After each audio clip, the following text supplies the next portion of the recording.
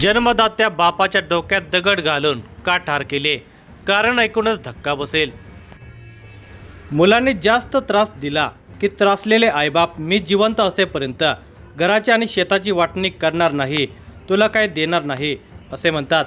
ते केवळ रागाच्या भरामध्ये केलेले विधान असते। ते काय आपल्या मुलाला वाऱ्यावर सोडत नाहीत, पण याची जाण मुलांना असतेच असे नाही। काही अविचारी नीच मुलांना आपले आई वडील आपल्याला वाटणी देत नाहीत याचा इतका राग येतो की ते त्यांच्या जीवावर उठतात। अलीकडे मुलांच्याकडून आई वडिलांच्या हत्या होण्याचे प्रमाण वाढत चाललेले आहे। सोलापूर जिल्ह्यात जमिनीचा हिस्सा दिला नाही म्हणून 70च्या वडिलांचा डोक्यात दगड घालून मुलाने खून केल्याची धक्कादायक घटना उघडकीस आलेली आहे। या धक्कादायक घटनेचा सविस्तर वृत्तांत पुढे पाहण्याअगोदर जर तुम्ही या चॅनेलवर जर नवीन असाल तर प्लीज आपल्या ह्या मराठी चॅनेलला नक्की सबस्क्राईब करा। शुक्रवार दिनांक 19 डिसेंबर 2025चा तो दिवस, दर्शवेळा अमावस्या या दिवशी असल्याने शेतकरी आपल्या काळ्या आईची पूजा करतात। सोलापूर जिल्ह्यातील मंगळवेढा तालुक्यातील डोणज गावातील शेतकरी महादेव कसाप्पा पुजारी वय वर्षे 70 आणि त्यांची पत्नी सोनाबाई वय वर्षे 65 हे दोघे वयस्कर दाम्पत्य आपल्या शेतातच घर बांधून राहिलेले आहेत। त्यांना 2 मुले असून ती स्वतंत्र राहतात। वयोवृद्ध पुजारी दाम्पत्याजवळ त्यांचा मुलीचा मुलगा राहतो। त्याचे आईवडील तो 2 वर्षाचा असतानाच वारले असल्यामुळे महादेव सोनाबाई यांनी त्याचा सांभाळ केला आहे। सध्या तो नातू 22 वर्षांचा असून आपल्या आजी आजोबांची देखभाल करतो।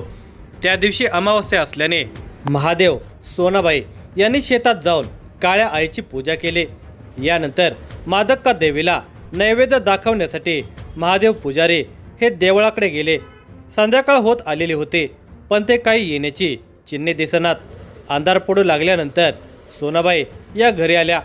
त्यांनी आपला नातू विकास विठ्ठल कोरे वय वर्षे 22 याला मादक्का देवीला नैवेद्य दाखवण्यासाठी गेलेले आजोबा अजून का घरी आले नाहीत हे पाहण्यासाठी पाठवले।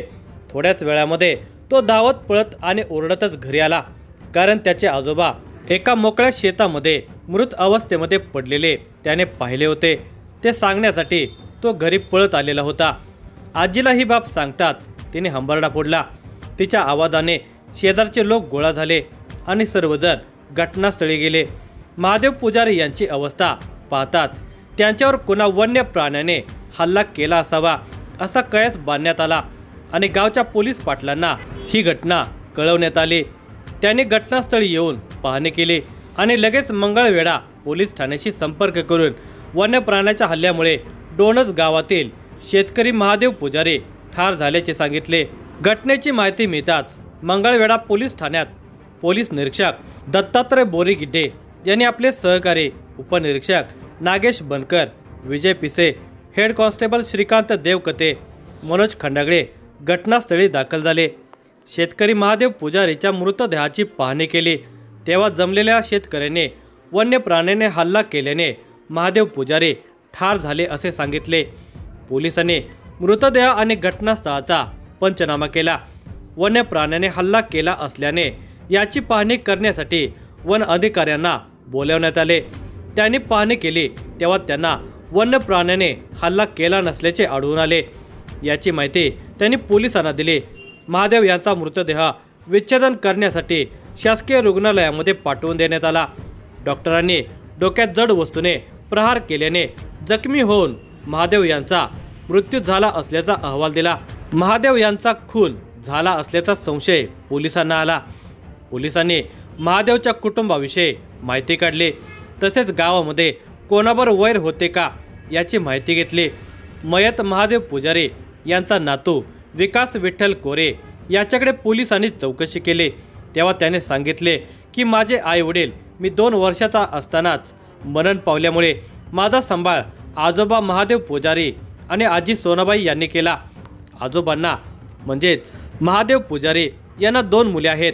मोठा मुलगा आमसिद्ध व लहान मुलगा काशीनाथ। दोघांचे विवाह झाले असून ते वेगवेगळे राहतात।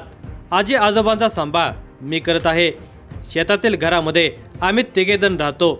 मात्र गेल्या काही महिन्यांपासून लहान मुलगा काशीनाथ हा आपल्या वडिलांना म्हणजेच आजोबांना शेताची वाटणी द्या असा तगादा लावत आहे, पण आजोबांनी वाटणी देण्यास नकार दिला होता।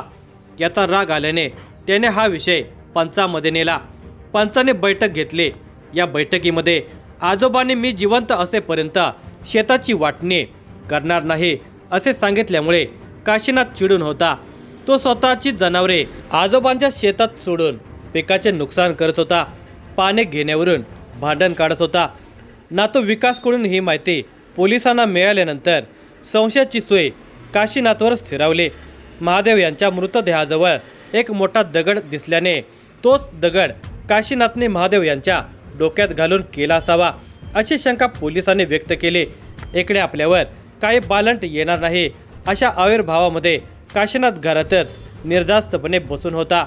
त्याला पोलिसांनी चौकशीसाठी ताब्यात घेतले। त्याला प्रश्न विचारताच मात्र त्याची घाबरगुंडी उडाली। त्याला नीट काही सांगता येईना। तेव्हा पोलिसांनी त्याला विश्वासात घेतले आणि जे काय घडलं ते खरं सांग, काही लपवून ठेवू नकोस असे म्हणताच त्याच्या डोळ्यामध्ये पाणी आले आणि पोलिसांना तो म्हणाला, वडील शेताची वाटणी देत नसल्याने मीच त्यांच्या डोक्यामध्ये दगड घातला। त्याने खुनाची कबुली दिली। त्यानंतर महादेव कुसाप्पा पुजारी वय वर्ष 70 राहणार डोनच तालुका मंगळवेढा जिल्हा सोलापूर यांच्या खून प्रकरणी मुलगा काशीनाथ महादेव पुजारी वय वर्ष 40 राहणार डोनच तालुका मंगळवेढा याच्यावर खुनाचा गुन्हा दाखल केला। काशीनाथने आपल्या वडिलांचा खून कसा केला याचा तपास करावायचा असल्याने त्याची न्यायालयातर्फे 5 दिवसांची पोलीस कोठडी घेतली। पोलीस कोठडीमध्ये केलेल्या चौकशीमध्ये त्याने सांगितले की वडिलांची 3.5 एकर शेती आहे, त्यातून उत्पन्न घेऊन तो उदरनिर्वाह करत होते। गेल्या 20 वर्षापासून त्यांनी नातू विकास गोरे याचा सांभाळ केल्यामुळे ते शेत जमीन विकासच्या नावावर करतील असा संशय होता। त्यामुळे मी वडिलांना माझ्या हिश्श्याची जमीन वाटून द्या अशी मागणी केलेली होती। मात्र जमीन देण्यास त्यांनी स्पष्टपणे नकार दिल्यामुळे वडिलांच्या बरोबर भांडण करत होतो। पंचामध्ये बैठक घेतली त्यावेळी त्यांनी जमीन देण्यास नकार दिल्यामुळे मी वडिलांचा खून करण्याचे ठरवले। शुक्रवार दिनांक 19 डिसेंबर रोजी अमावस्येची वेळ साधून सायंकाळी 6 वाजण्याच्या सुमारास वडील मादक्का देवीच्या देवळातून घराकडे परत येत असताना त्यांना अडवून जमिनीचा विषय काढला। तेव्हा त्यांनी स्पष्टपणे नकार दिला, म्हणून त्यांच्या डोक्यामध्ये दगड घालून खून केला आणि पळून गेलो।